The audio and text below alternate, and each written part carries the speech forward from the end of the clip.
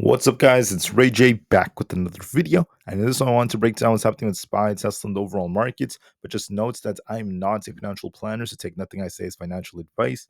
And also, if you guys can, please check out the Moomoo link. If you deposit $100, you're guaranteed 5 free stocks. If you deposit $1,000, you're guaranteed 15 in total. Not to mention 8.1% APY on uninvested cash. This offer ends very soon in just 7 days, so check it out before they run out. Anyways, now let's talk about the market. So in my opinion, guys, I think there's a possibility the market could be setting up for a pullback, but watch some key levels just to be very, very safe about whether or not it happens. So, one thing I want to mention is that for tomorrow, there's not really much data coming out. We just have the Richmond Fed manufacturing numbers coming out a little bit after the market opens. And besides that, everything else is quite minor. But for now, I'm seeing some signs that aren't looking that great. So the first thing I want to mention is that SPY pumped last week on Thursday all the way up to about 572, just under 573, right?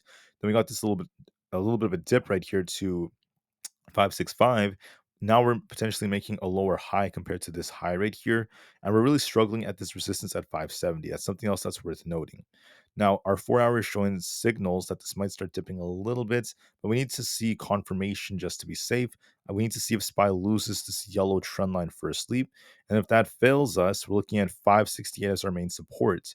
If we lose the trend line and at least 568, then I think we're going to be dipping to the 565 area, and if that fails us, we're going all the way down to 563, the area down here. So I find that to be the most likely case as we have this imbalance to fill. But it's not just that, it's also being dictated by ES. ES is more significant in this case. So what's so important about ES? Check this out, guys. We have a structure that looks like this. So what's happening is we have a tough resistance between 5780 and 5800. This is like tough resistance. We hit this, kind of rejected, came up here, rejected a bit, came up here, we're kind of consolidating. And our support is the green 20 EMA. You see right here the green line that's holding us up. So that's at currently 5752.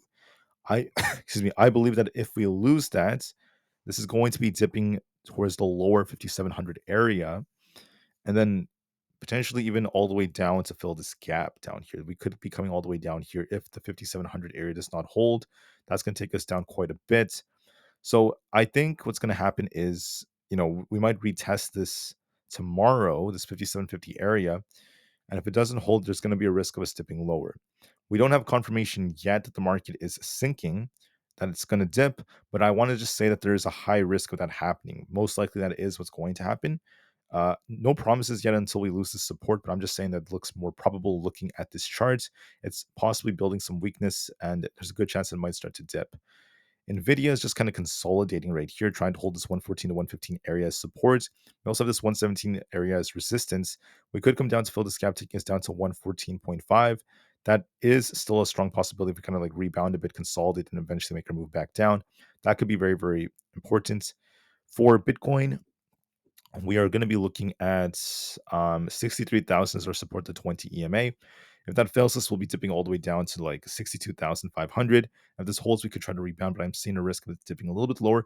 We'll see if the support holds at 63,000 or not. It's going to be very, very important. For NQ, NQ is barely at the 20,000 area. We have a 19,975 as our main support, but it has a very similar setup as SPY. We have these imbalances over here.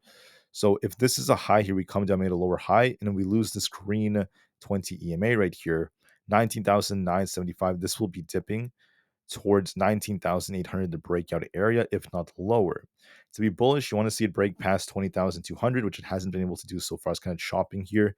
And we're seeing some tough resistance in the 20,000 area, 20,000 to 20,200. So it makes me suspect there's a higher probability it comes back down, maybe cools off a little bit. So we will see if that ends up being the case, but I just want to give you guys a heads up about that. Looking at others out there, we also have, I'm just going to double check this, the QQQ, okay? The QQQ has a similar setup. So we have a tough resistance at 485. We have not been able to crack that yet. I still see this gap down here. So we might see a little dip to fill this gap if we end up losing our key support right here at the 480 area and we fail to hold around that. I see a risk was coming down to at least 475 for a small dip. Once again, guys, I'm not saying it's a massive dip or a crash. I'm just saying a small little dip could be coming if we lose that support. So we're just consolidating right now on the QQQ. But when you look at tech, it makes you kind of think that there is a risk of it dipping. So the first thing is Aapl. Aapl can also slow the market down when you look at this head and shoulders that's forming. And then we have this gap down here at 222. So if 225 doesn't hold on Aapl, we're going down to 222. I see some weakness building on the chart. For others out there, we also have the IWM. This is barely holding 220. If that fails, this we're coming down to like 118. It's barely at support right now. So it hasn't officially lost support, but it's just barely at it. We have 222 as resistance. If we don't break through that, we're looking for it to dip back down to 218. For Coinbase, we're dipping right now as well. We're going to be looking for 167 as our support. We'll see if it bounces or not, but I think it's going to be dipping a little bit lower to at least that level.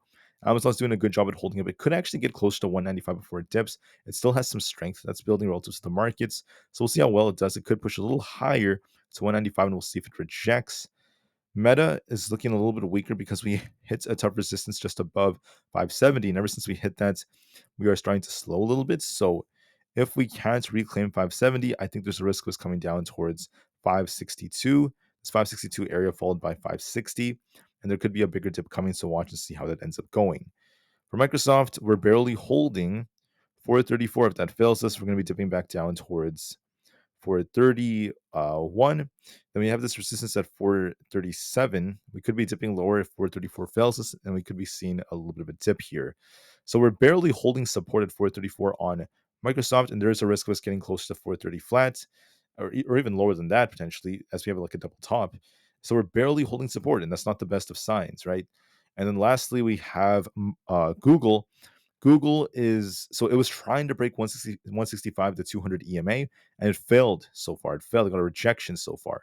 So we have 163 as our support. If that fails us, we're looking for 162.5. The gap fill will take us all the way down to the 162s. And if that fails us, we're going all the way down to 160. The 4 hour is showing some weakness, so we'll see how this ends up developing. But just know that there is weakness on the charts, and that could cause a big disruption right now. So a lot of these tech stocks are showing signs they may slow down a bit. When you look at like Google, Microsoft, Apple, like even Nvda, and that could slow the QQQ down, and the whole market's algos could shift. Right now, the market's holding. Okay, it hasn't officially lost support. That's why I said this could be a possible dip. Excuse me. I'm not saying that this is going to be a crash. Just a small dip is a strong possibility if we end up losing key levels and just looking at the supports right now. So that's what my view is of the market. I want to give you guys a heads up about this as early as I can. With that being said, I want to thank you all so much for listening. I'll be back in a couple of hours to give you guys another update. Until I see you guys again, be very careful. Do not just blindly short, and always remember to manage your risks. It's always important to do that no matter what position you are in.